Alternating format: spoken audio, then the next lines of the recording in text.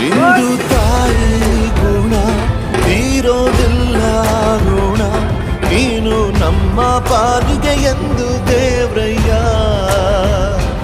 ತಾನು ನೋವಾ ನುಂಗಿ ಜೀವ ನೀಡೋ ಮಗ, ನಿನ್ನ ಪಡ್ಕೊಂಡಿದ್ದೆ ಪುಣ್ಯ ಗಣಯ್ಯ.